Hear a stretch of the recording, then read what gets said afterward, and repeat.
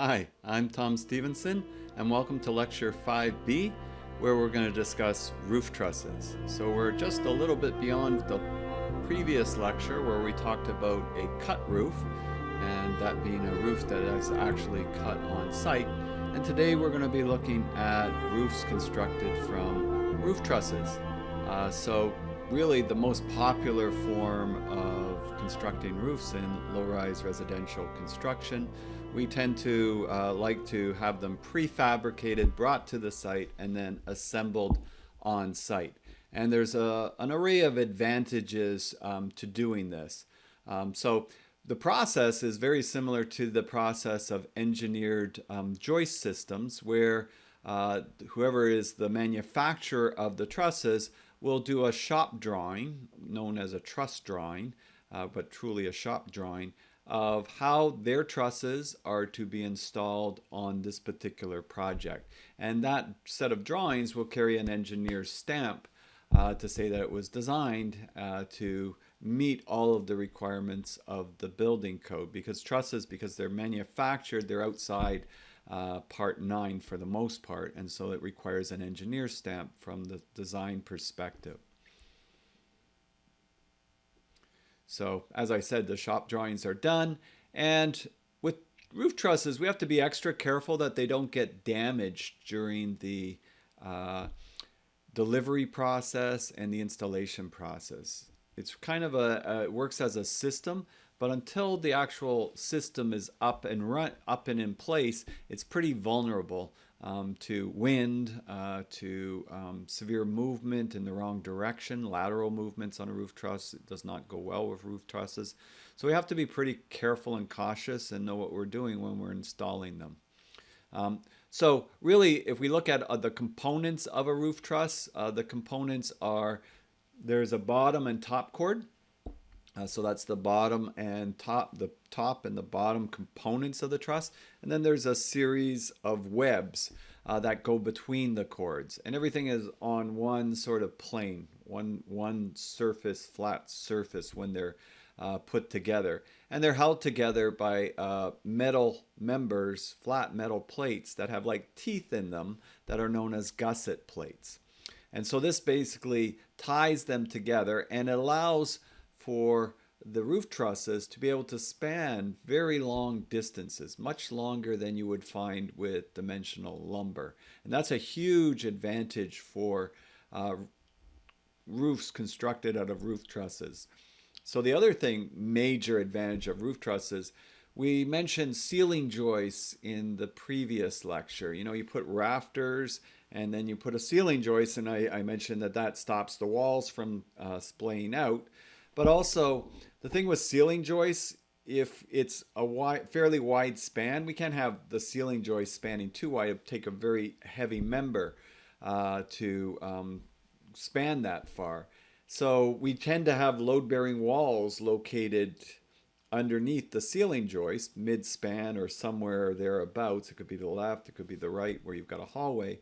And that means that those ceiling joists are resting on that center wall.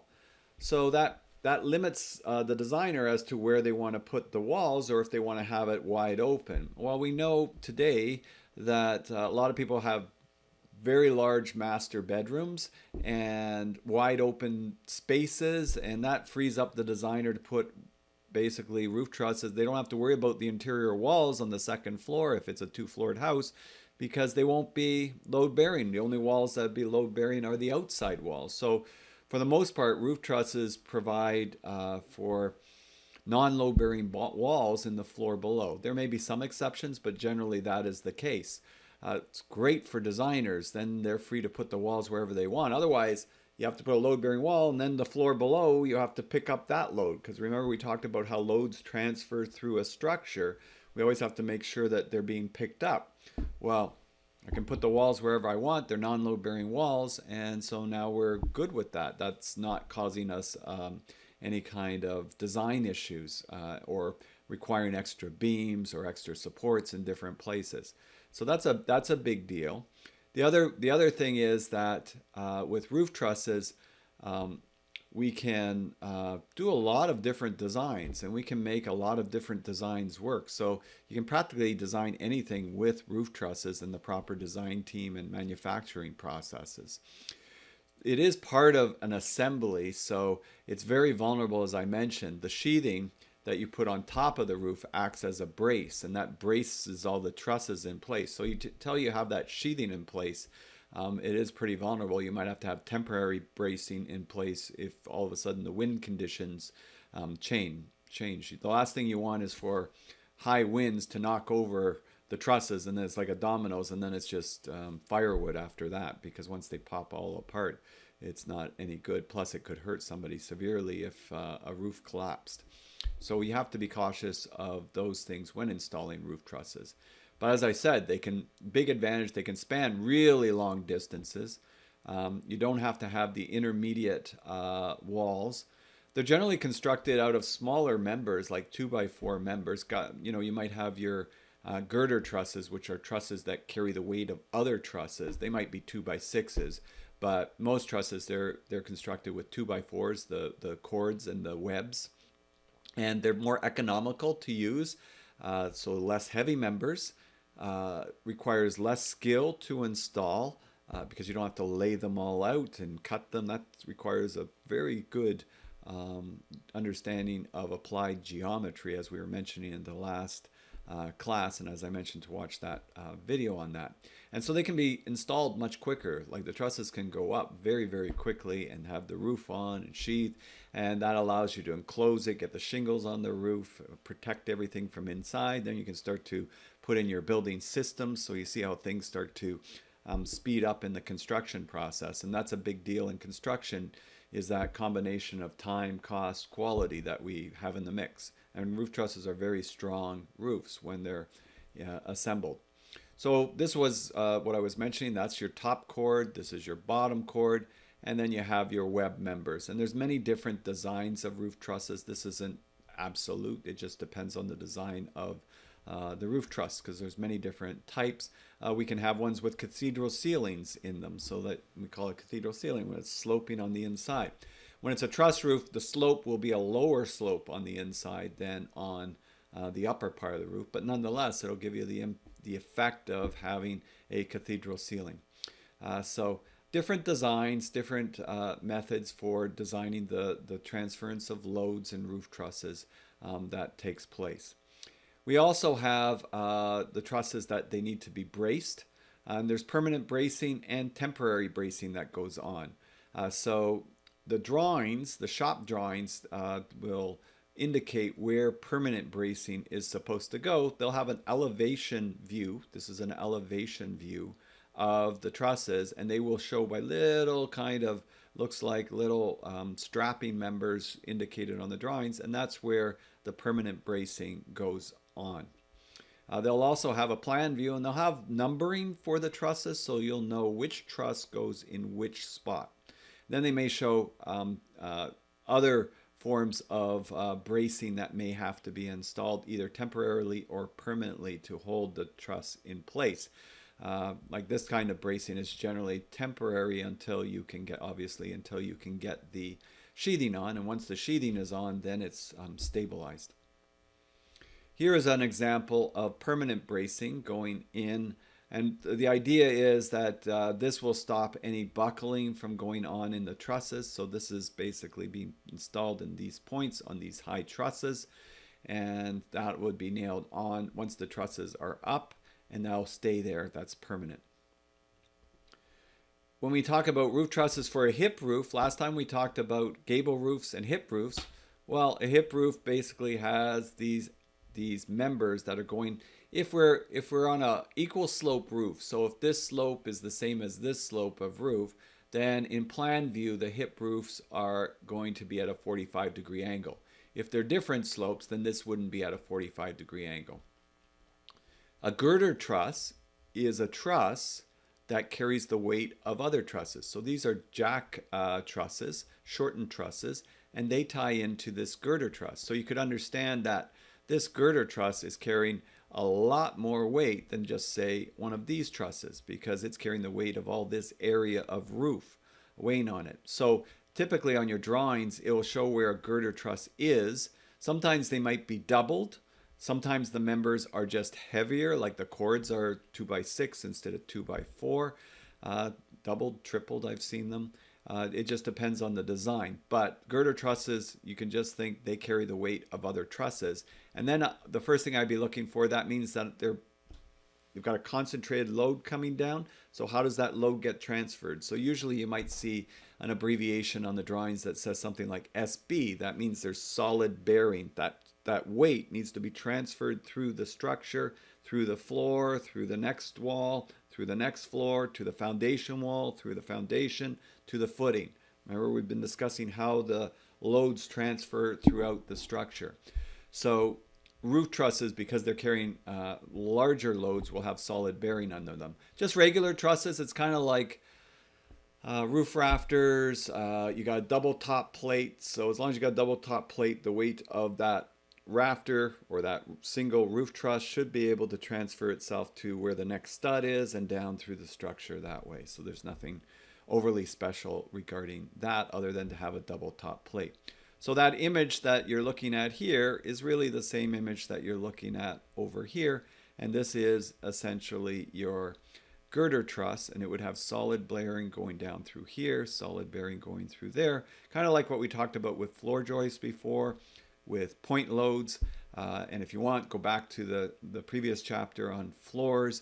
I guess a couple of chapters ago where we talked about point loads and how they transfer through the transfer the weight of something from above to the joists, and then the joists carry it, or if you put in a couple of pieces of blocking, they'll transfer it straight to the beam. This is the same idea. You're going to put some solid bearing through the actual structure to transfer that load through the floor joists and through down to the foundation. This is what I was mentioning when I said a gusset plate. It's a flat plate, and it ties between the bottom cord and the webs. So it's very strong when you're talking about a roof truss in position and you have weight going on it, dead loads and live loads. Live loads being snow loads, etc. Dead loads being things like the weight of the shingles, etc. But if you bend the truss at all, and they are kind of bendable when you're putting them up, especially these very long trusses, so you have to be very careful you don't bend them. It's not hard to pop a gusset plate. And if a gusset plate pops, then what you're supposed to use is an engineered redesign for that plate that popped. You're not just supposed to nail it back on good enough. And usually that requires scabbing pieces on both sides and using a certain size nail and an engineer stamp for the little drawing of the fix so that it is fixed properly. As I said, it works as a system, so you don't want to be putting things that have popped back in and then that's a weak link in the system. Trusses need to ensure that they're not compromised during the construction process. So it's a good idea to keep a good eye on framers as they're putting up the building, because sometimes somebody might do something unethical and it pops and they just slam it back together and it's good enough, but it may not be good enough. And then years later, who knows, you could have a collapse. So you've got the gusset plates in place, and then these are hangers, and the hangers are to be approved hangers. So whoever is supplying the truss assemblies, they should be supplying the hangers that you're going to be using. That way you're ensuring that the gauge of the hanger is proper, the nailing requirements are correct. They may even provide special nails because of the gauge of nails, or they might prescribe a certain type of nail. And so that's part of that process. Going back to the manufactured joists that we talked about in the last class, they typically will come with special nails, and they usually have a little emblazing on the end of the nail so an inspector knows these are the proper nails. So you have to be conscious of that aspect. So it has to, not just Home Depot hangers that you just pick up. They're fine for dimensional lumber type joists that you're framing as part of part 9, but remember, this is engineered. If it's carrying the weight over a larger span, then all that weight is coming down on that hanger. So you got to make sure that you have the right hangers that's designed to carry that weight in this situation. All right, so this is exactly what I was describing. So here is your girder truss. This is your jack truss here. A lot of times these little short jack rafters are just cut on site. So as I said, part of it's cut roof and then the main part's the truss roof. So that's one example. Sometimes you can get it with the jack rafters already cut. Depends.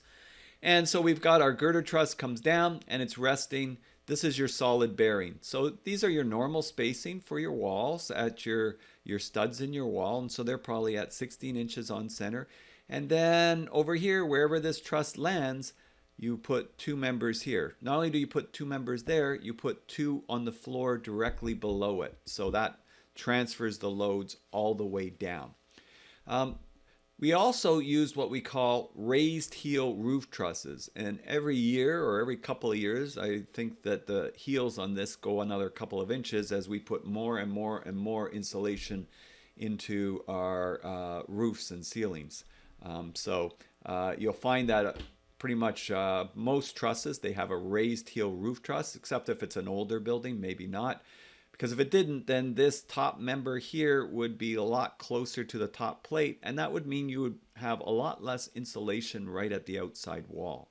Not the best place to have less insulation, because that would mean that you get more heat loss through that area, and that possibly means that you get the snow melting off the roof here and then freezing up again, so freeze-thaw cycles, and then you get ice damming forming. And you get water backing up under the shingles, which can cause a lot of problems. So you have to be a little bit careful of the design. It'll typically have raised heel roof trusses, and that doesn't compromise the insulation then, and you have fewer problems with ice damming as well, as long as your air vapor barrier is well sealed, particularly the air barrier. We'll get into that in another chapter, another lecture. So this case here, you've got a lay down truss roof. So a lot of times when you've got an intersection with truss roofs, you'll just lay down these jack trusses these valley trusses in this area. And that's a valley that forms. Remember we mentioned in the last class, in an interior intersection, it's going to be a valley. On an exterior intersection, it's going to be a hip. So this is just sat on top of the framing members. You know what? Even if we were going to frame this roof and this roof was a truss roof, it would be cut, the rafters, and sitting on top of this. That's the easier way to do it. If it was a totally cut roof, you might have all the members that they're actually cut into each other into a valley, but that's rarely done anymore. Usually you just frame the roof straight through and you'd lay the intersecting roof on top of that roof. So you can see the trusses that are on. This would be in sheathing. There'd usually be an opening left here to ensure that you get proper ventilation going through between the two roofs. So a good example of a mixture of roofs is on your Doncaster plans for the house drawings. And you can sort of see here it says approved raised heel roof trusses at 600 on center. Roof trusses very often are at 600 on center. 24 inches really is how they're laid out. Remember we talked about it's got to work out to 8-foot sheets. So 24 inches, very typical for roof trusses. Now you see over here it says from here to here, it's just pointing the direction the roof trusses are going to go. And it says 2x4 SP spruce, that's and number 2, that's the grade of the lumber. And remember we talked about that in one of our earlier lectures. And rafters, so that means it's not trusses. If it says it's rafters, it's not trusses. At 400 on center. Rafters are pretty much always at 400 on center, 16 inches, really 16 inches, so it goes evenly into sheets of plywood. And then it says with 38 by 89 collar ties, and collar ties go at mid-span to shorten the span requirement for the rafters. And I talked about that in the last lecture. So if you have a collar tie at mid-span, it really strengthens the roof up through triangulation. And so that means you can get away with a smaller rafter. Maybe like in this case, you've got 2x4 rafters. If you didn't have that collar tie, you probably have to use, according to the building code, 2x6s or 2x8s. So it does make a significant difference there. And it says with a ridge board, and the ridge board is 38 by 140. That's a 2x6. That's the next size up. So ridge boards are always one size up from whatever the rafters are. So if you use 2x4s for rafters, your ridge board's 2x6. If you use 2x6 for your rafters, your ridge board's 2x8s. Because of the angle cut, so you have more bearing against it. So the plumb cut on the rafter rests fully against the ridge board. And here we can see it says GT. All right, GT, so that's basically girder truss. And that girder truss is going to go across there, and there's that solid bearing that I was talking about before. So that image here of the solid bearing, this is exactly what it's showing in this situation. Not the same spot because there's a window over there, but same idea. So girder truss, solid bearing below it. And then the next floor below, the first floor above the second, below the second floor, solid bearing, solid bearing. That's taking that load right through the structure, right down to the foundation wall, as I mentioned earlier. There will usually be a roof plan that will be provided, and that gives you an indication of what you're looking at. So you can see the variety of slopes that are going on the roof.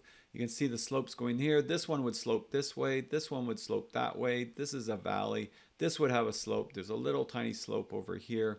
These are dormers, so that would slope this way. This would slope that way. So dormer roofs are in play there. And this is that cut roof that we were just mentioning. So it's just a little gable roof that's on the back of the actual house. And so you can sort of see this is the roof that would be cut on site, that would lay on the major truss roof. This is all cut on site. This is all cut on site. This is all cut on site. This little roof over the box window at the side of the Doncaster model is cut on site. So they're all cut on site. And the major roof though, big span, I don't have to worry about where the interior walls are because they're non-load bearing, is a truss roof. Could you have gotten this as trusses? Absolutely, as you saw from some of the earlier slides where they showed a lay-on truss roof. Sure, you could have. So there's different, you can get practically anything you want in a truss roof. The decision is, do we want these as trusses, or is it just as easy for us to cut them on site? So that's kind of where that comes into play. And that can be a preference by different builders. It's all over the map for that.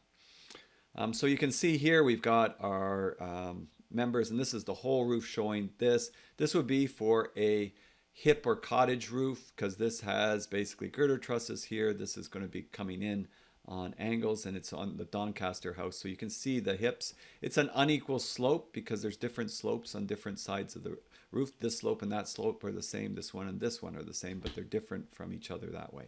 So that's why this isn't at 45 degrees.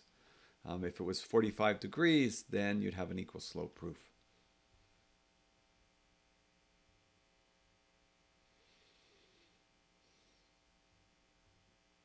So where would you find the dormer insulation? Because it's not shown over here. You'd have to look at one of the other drawings. And it's just shown just above on one of the other drawings. So the roof plan of the Doncaster house, this is showing it with a BIM sketch. You can see the walls below it. So these walls in this particular roof, it doesn't really matter where they are, right? So it doesn't really matter where they are. In this particular, this I think is the linen closet down below. And this is the walk-in closet. This is the bathroom down below it. And this is the roof framing members above. And so just to give you a sort of a pictorial cutaway with the sheathing removed on the BIM drawing, you can see the rafters. You can see what I mean by these rafters being cut on top. And you can see the collar ties going through. That's the collar ties that I was mentioning that ties that together. These are all the jack trusses. And this is your girder truss. And same thing over here. You got your jack trusses and you got your girder truss going across. These dormers here are for appearance only. Builders sometimes use it to make the house seem more grandiose. But if you're using a truss roof with this kind of design, there's no room up there because you got all the webs and everything in the way. That's one advantage of a cut roof. It could be designed that you could make that area usable. Truss roofs could be made to have that area usable as well. So it would be a different design totally, but it's possible. So again, like I said, you can pretty much come up with anything you can imagine with a truss roof. You look at this here, you've got like a scissor truss for part of the roof. This assembly was partially being done on the ground, and then it's going to be lifted up over this section here. So that area of the ceiling over here would have sort of a partial cathedral ceiling underneath it. It'll always have a lower slope than the roof up above when you're dealing with trusses. Here's a mixture of cut roofs, so on this little part that sticks out, and truss roof is that's coming across, and they're tying into this LVL beam that is supporting the trusses, and the trusses have to rest on the hangers that are designed to be used, and every hole in the hanger should have a nail in it. Those holes are there for a reason. The same thing goes with joist hangers. Every hole needs to have a nail in it. A lot of times the inspectors will come, and if they're not in it, they tell you to put them in it. You should just know that. And if you're doing the inspection on who's doing the framing, make them put all the nails in the holes. These H-clips that you see in descriptions in the construction notes of drawings, that's to stop the deflection of the sheathing. So this is looking up. This is the roof sheathing. This is the top cords, or can't tell from this particular photo. It could be the top cords, or it could be just rafters. Actually, because it's 2 feet, it looks like it's 2 feet across. Those H-clips stop the sheathing from sagging because they join each other up. In floor framing, we use a tongue and groove for the subfloor that we put in. Well, that stops the floor from deflecting when you walk on it between the joists. In roofs, we don't put a tongue and groove, and to be honest, the minimum building code requirement is okay, but it actually kind of gets a little bit wavy. You want to make sure that these are in place, because if they're not, one could deflect more than the other, and it could pop your shingles that are on the roof.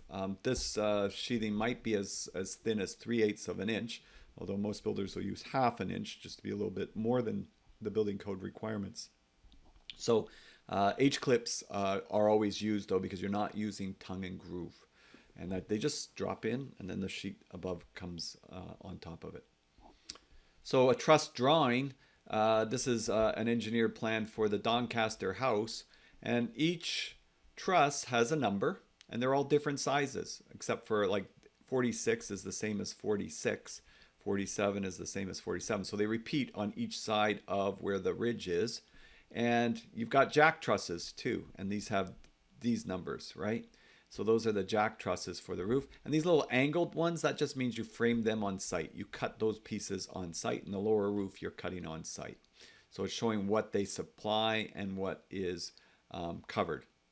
And so then there's also in the truss drawings a detail that would show the jack trusses, and it'll show the length of nails and how many nails that you're supposed to put. There is the engineer's stamp on this that would be required. In this particular house, I think it was being built over like about a 12-year period. The same design, big subdivision.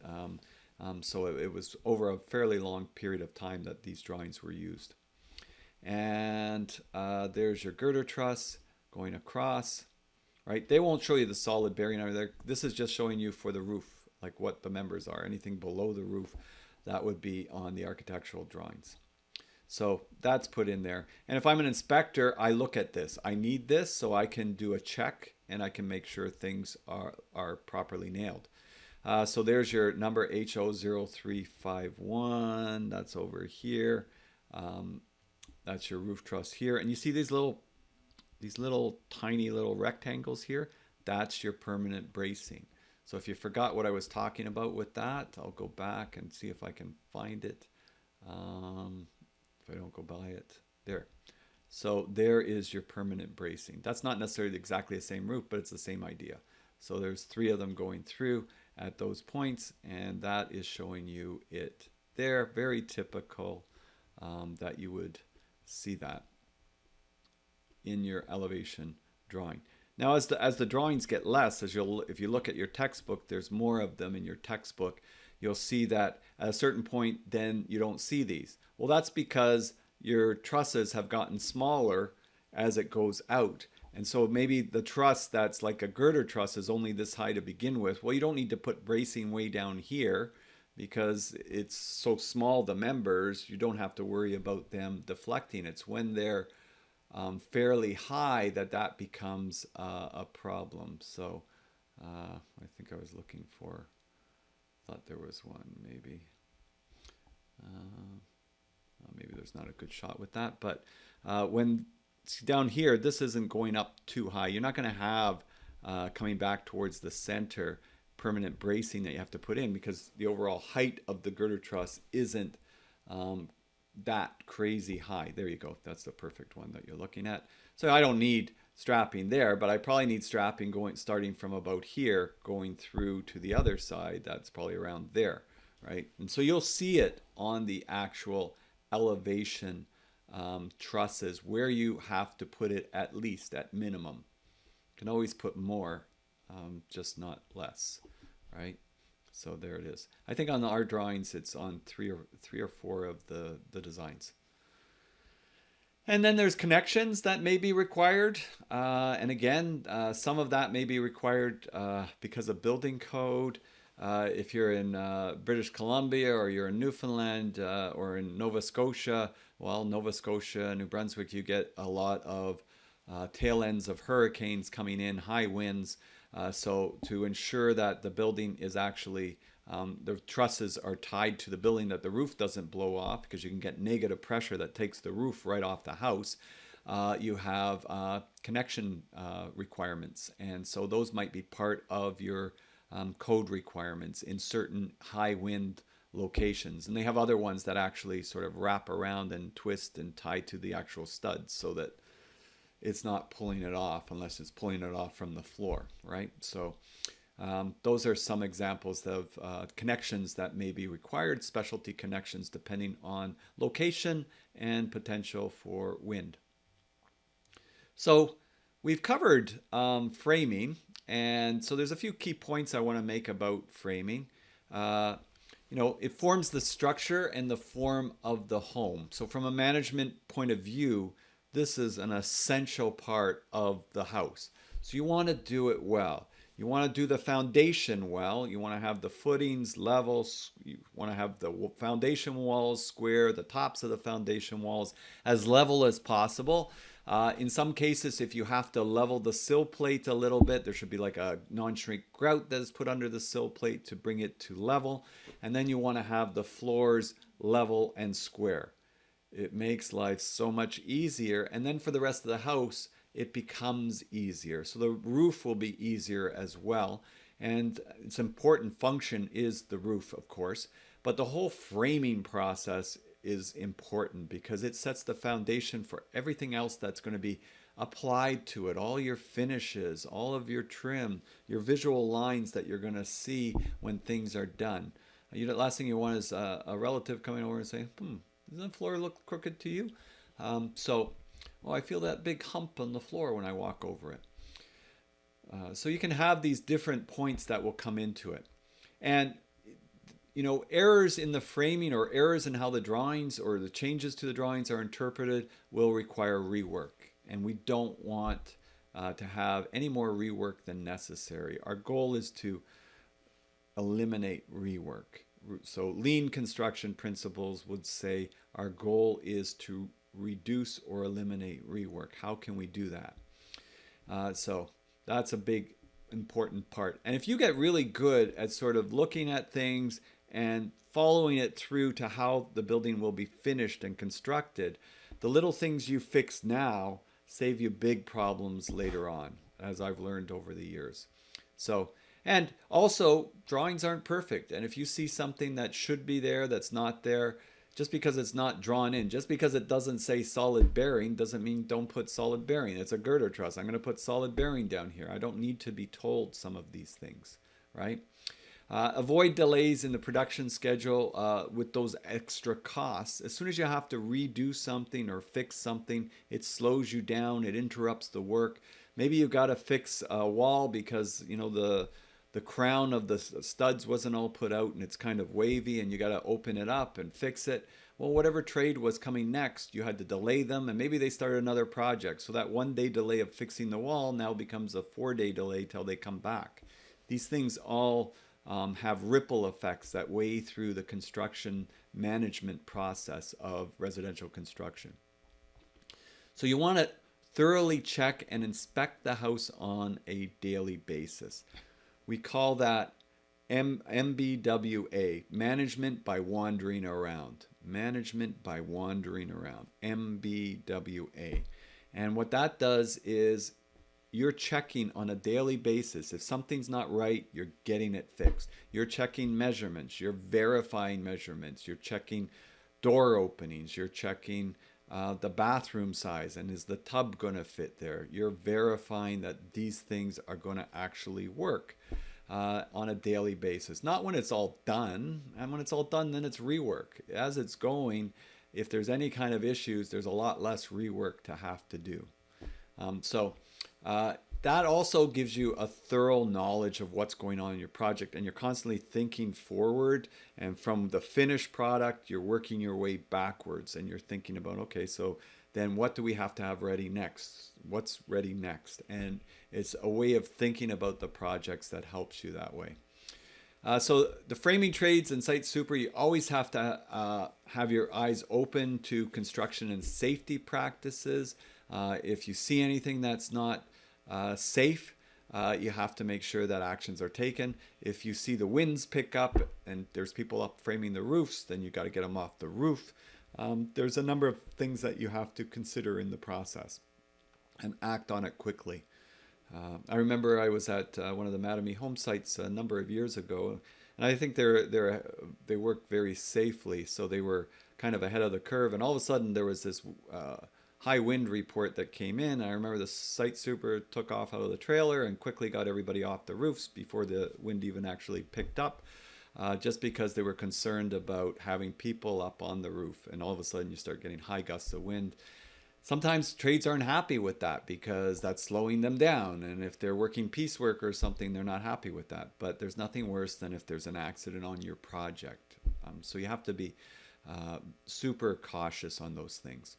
You also have to set expectations early with the trades. Make sure they understand what you require and be consistent. If you're consistent and you set accurate expectations with them of what's acceptable and what's not, then there's a clear transparency of understanding, and they don't want to do things twice. So at least you've set the standard, and if you let things go, sometimes they'll walk all over you, and that's not a good thing. So it's much better to set the expectations, follow through, because it's just going to cause you grief later on. And also, if you have a good relationship, a positive relation with all your sub-trades, but framers is important, foundation forming crews is important, it's going to help set the standard for the rest of the project, and it's going to ensure a quality project. It's going to make it easier for the other trades to do their work. So make sure that it's being built to the plan, that it's meeting all the code requirements. The building inspector is also going to be doing checks on that, but you should be making sure that when the building inspector comes, it's going to pass. It's going to, there's no issues with code compliance. And really trying to also think about the framing stage. Is there anything in the framing stage that can make the next stages go easier? So I'd be looking at, where are the toilets going? Making sure there's no joists where the toilets are going. They might have to header it off and build around where the drains are going for the toilets.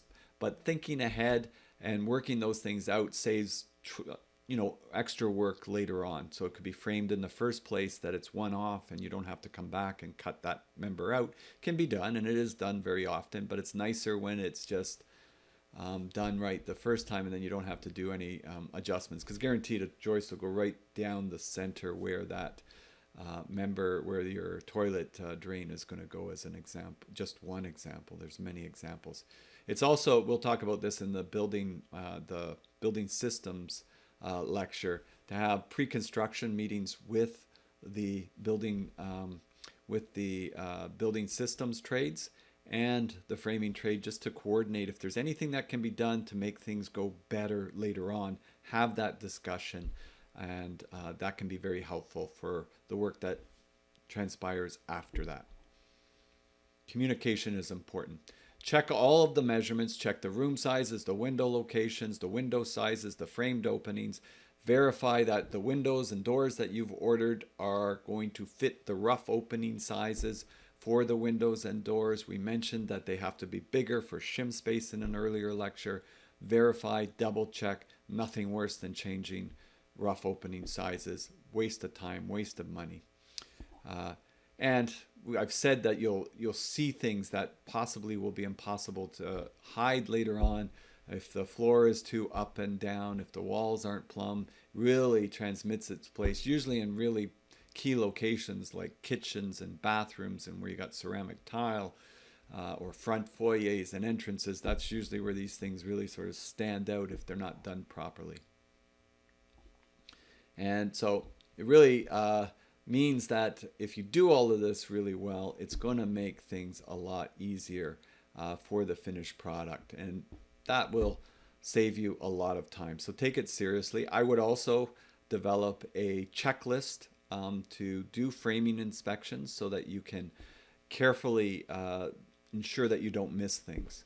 And there's a big value to having checklists that helps you to not forget things. It's so easy to forget things that I can't tell you. I'll actually get, I think I may have mentioned this.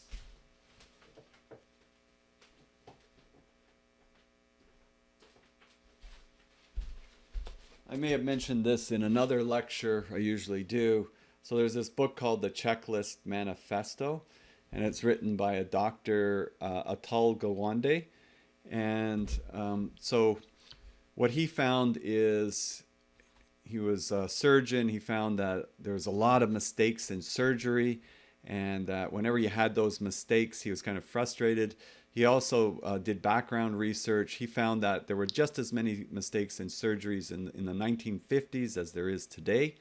And about 10 years ago, not today, but about 10, 12 years ago. And so what he did was he implemented a checklist process with the World Health Organization, and they implemented it. And where did he get the idea for the checklist system? Was construction. On his hospital, it was being renovated. He went into the construction trailer. He saw this big schedule on the wall.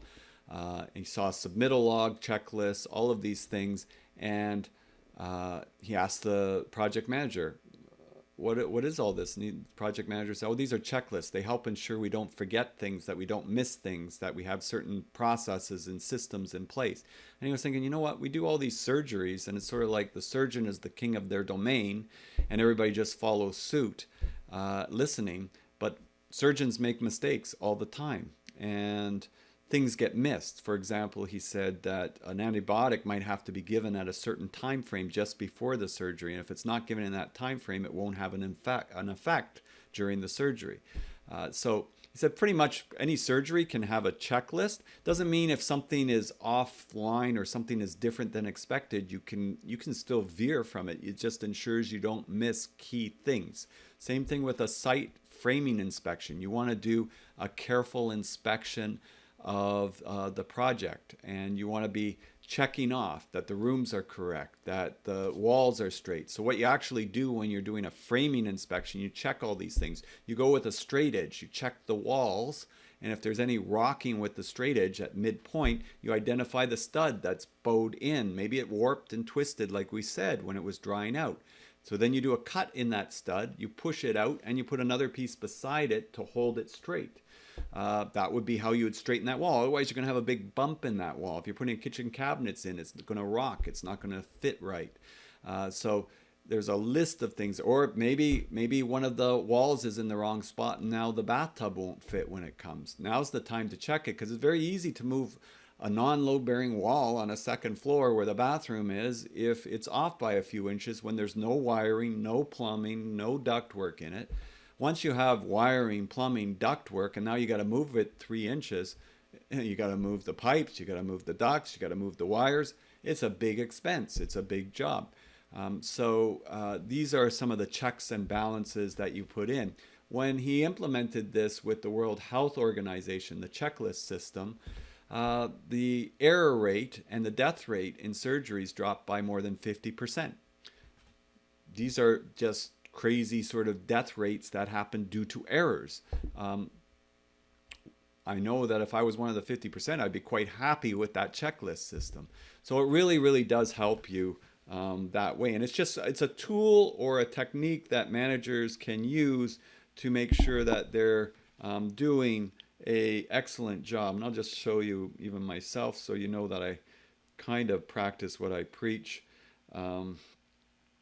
So you you might be able to see that, I don't know, but it says checklists, right? And it says 23 beside it. So those are the 23 checklists that I have. So an example, even for what I've been doing recently, trying to find the one that I always use. When I do presentations, I have a checklist for how long it's actually going to take. Or if I'm shooting a video like this, I have a checklist for the things I got to remember before I turn on the video camera. That way I don't forget something and shoot the video and then have to redo it. So you can develop checklists for pretty much anything. And if I've got it on my iPad or my phone, it's transferable, right? It's very easy when we talk about things like a framing checklist to do and to ensure that things are the way that they need to be. So we've covered a lot of things in these last few lectures on framing, and there's a lot of words and definitions, but they're in your chapter and you can review them. If there's any there that you're not familiar with or not comfortable with, read them over and check the videos, check if there's something that you can't visualize that well. There's a lot of good YouTube videos, as I mentioned, that can be very, very helpful in helping to better visualize things. We live in a world where you can access a lot of information very quickly, and I definitely make sure that you watch the video that I mentioned in lecture 5A. So with that said, this is Tom Stephenson, hoping you have a wonderful day, and we'll see you next time. Bye for now.